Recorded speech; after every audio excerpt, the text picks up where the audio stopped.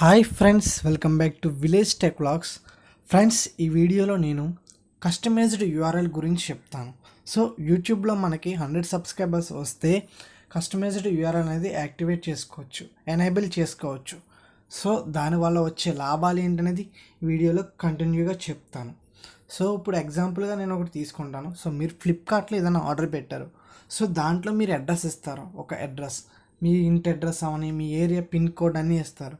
So అలాగే YouTube మనకి ఒక అడ్రస్ అనేది ఇస్తుంది, యూఆర్ఎల్. సో youtube.com/ అక్కడ మన ఛానల్ నేమ్ వచ్చేటట్టు చేస్తుంది. అది మనకి ఎలా వస్తుంది అంటే, సో మనకి 100 సబ్స్క్రైబర్స్ అవ్వాలి. సో 100 సబ్స్క్రైబర్స్ అయిన తర్వాత మనం ఎనేబుల్ చేసుకోవచ్చు. దాన్ని చేసుకోవడం వల్ల ఇప్పుడు మనం ఏదైనా లింక్ పెట్టామనుకో మన ఛానల్ గురించి, చాలా పొడవుగా ఉంటుంది. సో అదే మనం షార్ట్గా మన ఛానల్ నేమ్తో లింక్ ఇస్తుంది. సో అది మనం అడ్జస్ట్మెంట్ చేసుకుంటే మనకి యూజ్ ఉంటుంది. సో అలా మనం లింక్ అనేది చేసుకోవచ్చు.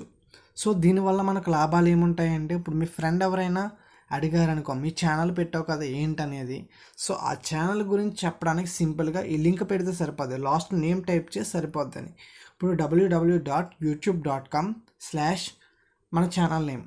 సో అలా వస్తుంది. సో అలా మీరు ఎనేబుల్ చేసుకుంటే చాలా యూజ్ ఉంటుంది ఫ్రెండ్స్. సో ఎవరైనా అడిగినా కూడా మనం చెప్పడానికి కొద్ది అనువుగా ఉంటుంది. సో చాలామందికి సబ్స్క్రైబర్స్ ఉన్నారు కానీ ఇది ఎనేబుల్ చేసుకోవట్లేదు. కొంతమందికి 1K ఉన్నా కూడా ఎనేబుల్ చేసుకోలేని పరిస్థితుల్లో ఉన్నారు, అంటే ఏంటో కూడా తెలియకుండా. సో వాళ్ళ కోసం ఈ వీడియో చేస్తున్నాను. సో మీరు మాత్రం కస్టమైజ్డ్ యూఆర్ఎల్ అనేది ఎనేబుల్ చేసుకోండి. దానివల్ల మనకు చాలా ప్రయోజనాలు ఉన్నాయి. సో మనం తర్వాత మనం యూట్యూబ్ టీంతో మాట్లాడుకుని మార్చుకునే అవకాశాలు కూడా ఉంటాయి. సో మీకు ఎక్కువ సబ్స్క్రైబర్స్ ఉన్నప్పుడు ఇది అవకాశం ఉంటుంది. సో అలాగే యూట్యూబ్ రూల్స్ కూడా మార్చేస్తుంది. సో మనం జాగ్రత్తగా వీడియోస్ చేసుకొని జాగ్రత్తగా అప్లోడ్ చేసుకోవాలి. సో కాపీరైట్ కంటెంట్ పెట్టకండి. సో నాన్ కాపీరైట్ సాంగ్స్ వాడండి. అలాగే మీరు ఎటువంటి వీడియోస్ డౌన్లోడ్ చేసి యూట్యూబ్లో పెట్టకండి, దానివల్ల మనకి రిస్క్ ఉంటుంది.